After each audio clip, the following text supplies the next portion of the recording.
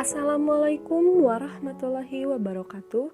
Kami dari Universitas Siliwangi jurusan Ekonomi Pembangunan akan memenuhi tugas dari dosen mata kuliah Manajemen Keuangan dengan materi yang akan dibahas yaitu Manajemen Modal Kerja.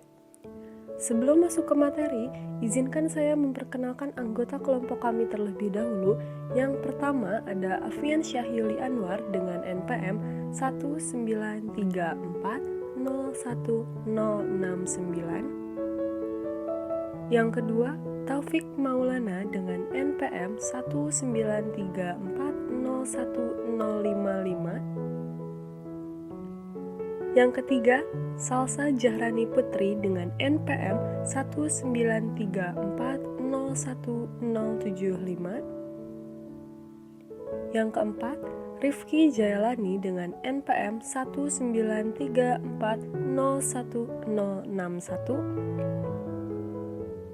Dan yang kelima ada Muhammad Rizky Kurnia Muharam dengan NPM 193401063. Baik, kita langsung aja masuk ke materi. Poin penting dalam mempelajari manajemen modal kerja itu ada 5. Yang pertama, konsep dasar manajemen modal kerja. Kedua, siklus konversi kas. Ketiga, manajemen kas. Keempat, manajemen persediaan. Dan yang kelima ada manajemen piutang. Konsep dan definisi dasar modal kerja. Modal kerja atau working capital adalah investasi perusahaan pada aktiva jangka pendek berupa kas, marketable securities, persediaan, dan piutang usaha yang digunakan dalam operasi perusahaan atau disebut gross working capital. Modal kerja bersih atau net working capital adalah aktiva lancar, kewajiban lancar.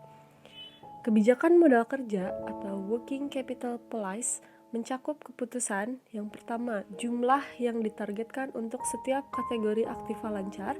Yang kedua, bagaimana aktiva lancar dibiayai.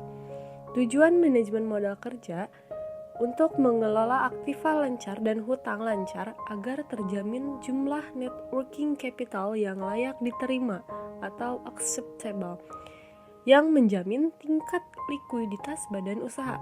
Kebijakan modal kerja secara umum akan tercermin dalam current ratio, quick ratio, cash turnover, inventory turnover, dan DSO. Poin penting berikutnya yaitu siklus konversi kas atau dalam bahasa Inggris cash conversion cycle. Pengertiannya, siklus konversi kas yaitu model untuk menentukan lamanya waktu antara saat perusahaan melakukan pembayaran dan menerima arus masuk kas atau cash inflow. Dalam siklus konversi kas, terdapat istilah yang digunakan dalam model penghitungannya. Yang pertama, periode konversi persediaan atau inventory conversion period, yaitu rata-rata waktu yang diperlukan untuk mengubah bahan baku menjadi barang jadi dan menjualnya. Dalam perumusannya, inventory conversion period sama dengan inventory dibagi sales per day. Yang kedua, periode penagihan piutang atau receivables collection period, yaitu rata-rata waktu yang diperlukan untuk mengkonversi piutang usaha menjadi kas. Disebut juga dengan jangka waktu penagihan atau days sales outstanding, DSO. Dalam perumusannya, receivables collection period sama dengan receivables dibagi sales per day. Kemudian yang ketiga, periode penangguhan utang atau payables deferral period, yaitu rata-rata waktu antara pembelian bahan baku dan penggunaan tenaga kerja sampai diberikannya pembayaran untuk keduanya. Payables deferral period sama dengan payables dibagi cash per day. Dalam menghitung cash conversion cycle, kita menggunakan persamaan cash conversion cycle sama dengan inventory conversion period ditambah receivables collection period dikurangi payables deferral period. Kemudian dalam menghitung siklus konversi kas, kita sebagai perusahaan seharusnya memperpendek siklus konversi tanpa mengganggu operasi. Dalam memperpendeknya, kita dapat menggunakan cara yang pertama, mempersingkat periode konversi persediaan dengan mempercepat proses produksi dan penjualan barang. Kemudian yang kedua, mempersingkat periode pengumpulan piutang dan mempercepat penagihan. Yang ketiga, memperpanjang periode penangguhan utang dengan memperlambat pembayaran. Dan yang keempat, syarat dari kesemuanya harus dilakukan tanpa menaikkan biaya atau menekan penjualan. Manajemen kas. Alasan perusahaan perlu memiliki kas. Yang pertama, transaksi untuk membayar transaksi bisnis. Kedua, berjaga-jaga untuk memenuhi permintaan kas yang sifatnya tidak terduga. 3. Saldo kompensasi atau compensating balance untuk mengkompensasi pinjaman dari bank. 4. Spekulasi untuk mendapat keuntungan dari investasi dan kepemilikan kas. Tujuan manajemen kas: meminimumkan jumlah kas yang harus ditahan untuk melaksanakan aktivitas bisnis dalam kondisi normal, namun tetap memiliki kas memadai untuk pertama, mengambil potongan dagang atau trade discount, 2. Mempertahankan kredit rating, dan yang ketiga, memenuhi kebutuhan kas tak terduga. Teknik manajemen kas. Pertama, sinkronisasi arus kas. Menyesuaikan timing arus kas masuk dengan arus kas keluar sehingga anggaran kas dapat diperkecil. Kedua, mempercepat pengumpulan kas dilakukan dengan bantuan lockbox dan pre-authorized debit. 3. Memanfaatkan float. Perbedaan antara saldo yang ada pada buku cek perusahaan dengan saldo catatan bank. Contoh, perusahaan ABC rata-rata menulis cek sejumlah 5 juta per hari dan diperlukan waktu 6 hari untuk mencairkan cek tersebut.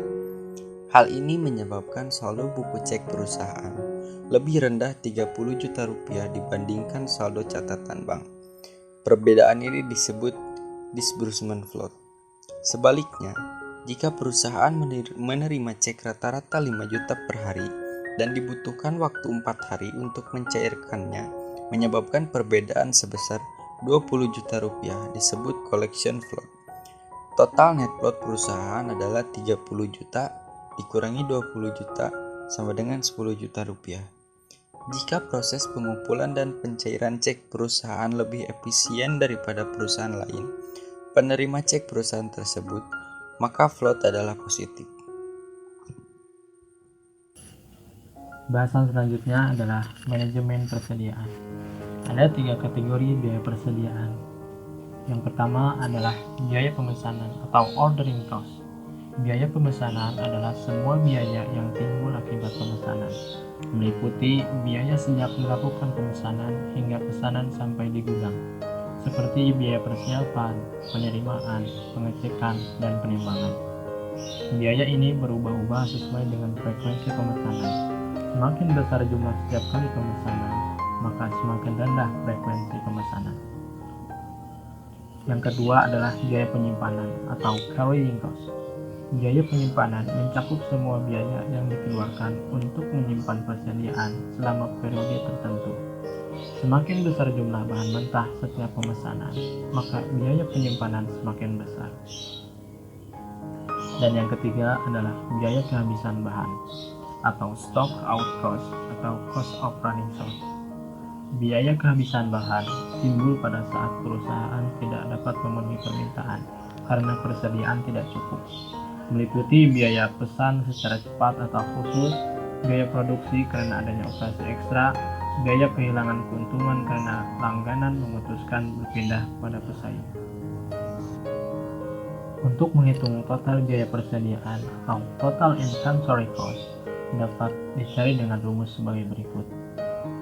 Total biaya persediaan sama dengan biaya simpanan ditambah biaya pesanan, atau secara simbolis dapat kita tuliskan sebagai berikut: CP dikali Q per 2 ditambah F kali S per Q, di mana C sama dengan biaya penyimpanan dalam persen, sedangkan P adalah harga pembelian per unit bahan baku, dan Q adalah jumlah unit setiap pemesanan, F adalah biaya tetap setiap pemesanan, dan S adalah kebutuhan setiap periode.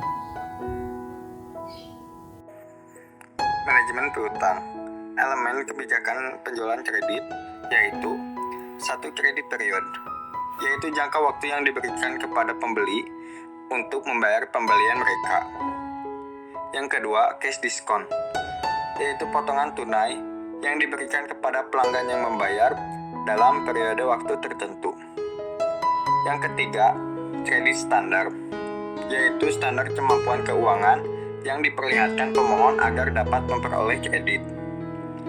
Yang keempat, collection policy, yaitu kebijakan perusahaan dalam penagihan hutang. Piutang merupakan fungsi dari rata-rata penjualan kredit per hari atau ADS dan jangka waktu penagihan atau DSO. Beberapa faktor yang mempengaruhi tingkat piutang perusahaan yaitu kondisi ekonomi, kompetisi dalam industri, dan kebijakan kredit perusahaan. Sekian yang bisa kelompok saya sampaikan. Apabila ada kekurangan, mohon dikoreksi atau bisa tulis di kolom komentar ya. Terima kasih. Wassalamualaikum warahmatullahi wabarakatuh.